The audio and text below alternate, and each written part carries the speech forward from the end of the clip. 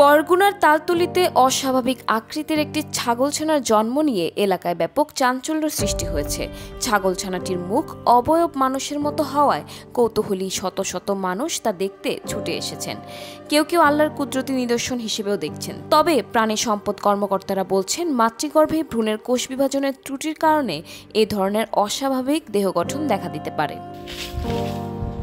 বরগুনার তালতলী উপজেলার বড়বগী ইউনিয়নের নিয়োপাড়া গ্রামের সৌদি প্রবাসী হেমায়েত মিয়ার স্ত্রী সুমাইয়া কয়েক মাস আগে একটি ছাগল কিনেছিলেন। রবিবার ২৬ অক্টোবর সকালে ছাগলটি ৩টি বাচ্চা প্রসব করে। এর মধ্যে ২টি স্বাভাবিক হলেও একটি বাচ্চার মুখমণ্ডল ছিল পুরোপুরি অস্বাভাবিক।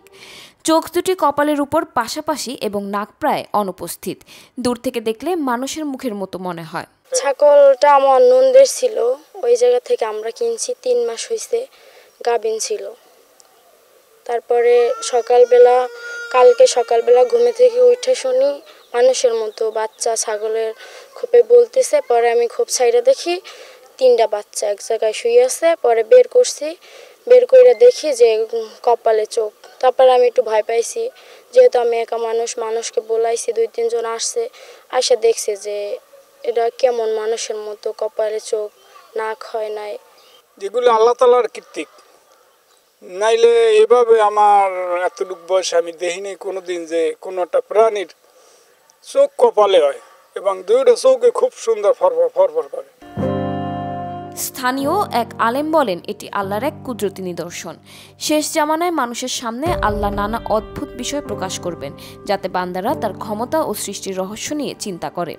আজকে শুনলাম যে মাটিও দেওয়া হয়ে গেছে, মারা গেছে। তো আল্লাহ তাআলার কুদরতে কোনো সন্দেহ নাই।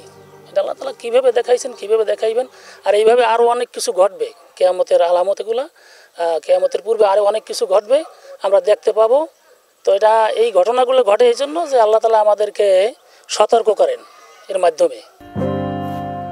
অন্যদিকে প্রাণী সম্পদ বিভাগের কর্মকর্তারা বিষয়টিকে জেনেটিক বা জন্মগত বিকৃতির ফল বলে প্রাথমিকভাবে ধারণা করছেন। মেডিকেল পরিভাষায় একে কনজেনাইটাল ডিফর্মিটি বলা হয়। আসলে এটা মায়ের গর্ভে কোষ বিভাজনের কারণে ভ্রূণের সমস্যার জন্য এটা ত্রুটি বিচ্যুত হইতে পারে। আর হইলে আল্লাহ প্রদত্ত একটা জিনিস বলে কথা আছে, সর্বশেষ জন্ম মৃত্যু তো কেউ বলতে পারে না, আল্লাহর উপরই সব ডিপেন্ডেন্ট। আমরা এক বাক্যে এটা বলতে পারি, এটা প্রতিবন্ধী একটা বাচ্চা জন্মগ্রহণ করছে, এছাড়া আর কিছু বলার না। রবিবার সকালে ছাগলছানাটির জন্ম হয়। মাত্র একদিনের মাথায় সোমবার সকালে মৃত্যুবরণ করেন ছাগলছানাটি।